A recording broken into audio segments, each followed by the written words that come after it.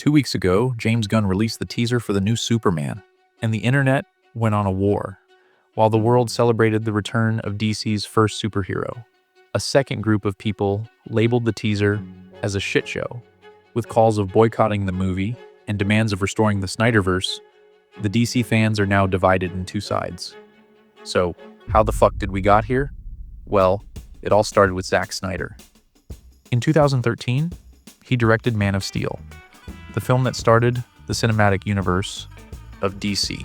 To be specific, the Snyderverse. Till its release, the fans held Christopher Reeve as the definitive version of Superman, who last played it 26 years ago in 1987. Do you have a girlfriend? No, I don't, but if I did, Miss Lane, you'd be the first to know about it. Even in 2025, many still consider Christopher Reeve to be the best Superman actor ever. Reeve's Superman was portrayed as a symbol of hope. It was comic accurate. It was relatable to the common people.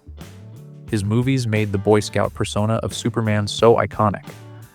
That was a different era of superhero movies. As much as people loved Reeve's Superman, or Michael Keaton's Batman for that matter, those styles weren't enough to keep up with the modern times. The superhero genre needed a revolution, a transformation, a big change, and it got Christopher Nolan. Nolan changed the game. He was told a darker superhero movie won't work with the masses. He made it work. Nolan's Batman movies proved that the audience would watch a darker movie, if made right. The Dark Knight trilogy spends a good chunk of its runtime portraying the internal moral conflicts of Bruce Wayne between Nolan's approach of making a darker, realistic franchise for a more mature audience, and Marvel's success with its effort of building an interconnected universe. Zack Snyder got all the evidence he needed to start a darker cinematic universe. So, we got Henry Cavill as the new Superman. Man of Steel was an instant hit among DC fans. Snyder's fresh take of Superman in a more darker, realistic style worked wonders. Snyder's Superman was not meant to be relatable to the general people. He was a god among men. This version of Superman struggled a lot to fit in with the people of Earth. Snyder embraced the fact that Superman is an alien. Man of Steel and Batman vs. Superman, both the films, stressed a lot on Superman's moral conflicts, and the fans loved them for it. The Snyderverse was in motion. DC fans were hopeful for a bright future ahead, but that feeling was short-lived. In 2017, Joss Whedon's Justice League was released, and the fans called out the film for what it was: a fucking joke. The film ruined everything that Snyder built. It destroyed his vision. The movie seemed like a cheap copy of the two Avengers films, with forced humor and a rushed storyline. This entire Justice League debacle set in motion the Release the Snyder Cut movement, which finally did get released after 4 years in 2021. It was totally worth it. The movie was beautiful. But Zack Snyder was not coming back to finish his story. Henry Cavill was also not coming back to play Superman again. And DC's future was in a state of uncertainty. No sign of hope. At a time like this, in came an angel, a messiah, a person who wanted to change the hierarchy of power in the DC universe. You know who I'm talking about, right?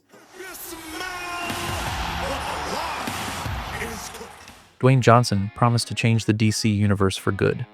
He was going to look over all the films releasing under the DC umbrella, starting with Black Adam.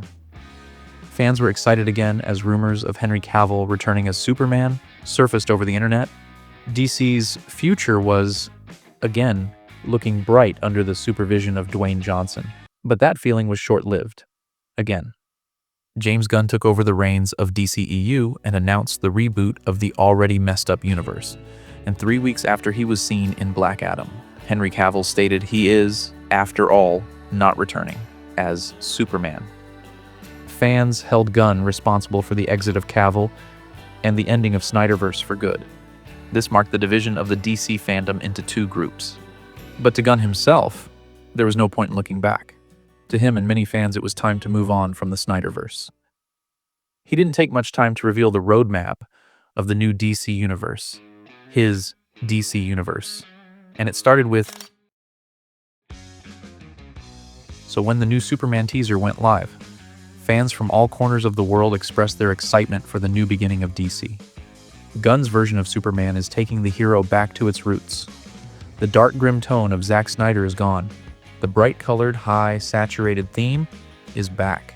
The teaser drove home the point that Gunn is focusing again on making Superman the symbol of hope. The big blue Boy Scout, more relatable to the masses, making him once again comic accurate. With this film, Gunn is trying to bring in the younger audience back, whereas Zack Snyder's movies were more for a matured audience, as many of the topics portrayed in his films were not easy to understand for teenagers. James Gunn believes Superman was always meant to be a hero for the kids. Rest of the DC characters are pretty grim, so the adults can have their fun from Batman or Aquaman. The new Superman will be accessible for all age groups, targeting a wider audience. When Man of Steel released, there was a lack of seriousness and realism in the superhero genre. So Snyder's take was fresh and worked at that time in his favor. People were more than glad to see something new. But today, after 12 years, we have no need of another morally conflicted Superman. Today, anti-heroes and darker content is excessively available in the genre. With the Suicide Squad and Peacemaker from the new DC itself, Deadpool from Marvel, and shows like The Boys gracing our screens, you could say the world needs a hero that stands only and only for the good. And James Gunn gave us just that. Gunn's Superman is heavily inspired by Christopher Reeve's Superman. It is optimistic. It is hopeful. We can see him save people, care for a dying robot, bonding with a dog, and being vulnerable. What else could you ask from a comic-accurate Superman? But. The Superman teaser has made the other side of the fans seriously upset. They are not happy with David Corenswet as the replacement for Henry Cavill. They are not happy and aligned with Gunn's vision at all. They are blaming Gunn for the Marvelization of the DC universe. To them, a lighthearted tone of the new Superman is a disrespect to Snyder's legacy. They don't believe Gunn to be fit for the job of DC head. According to Snyder fans, the new Superman film is over the top, humorous, and made for children. They want DC to retain the serious and grim tone of Zack Snyder in all its future movies. They are afraid Gunn will treat DC like the Guardians of Galaxy and ruin the characters with excessive humor and forced jokes like Joss Whedon did. Now, their fear is justified. They have been betrayed by the studio executives multiple times in the past. So, rebooting the universe and changing all the actors and characters was a big blow to many longtime fans. But what they need to understand and accept is Zack Snyder is not coming back. Even if the Restore the Snyderverse movement manages to make a rift in Warner Brothers, which it probably won't, Zack Snyder himself has moved on to other projects. This is what we have now. James Gunn's DC Universe.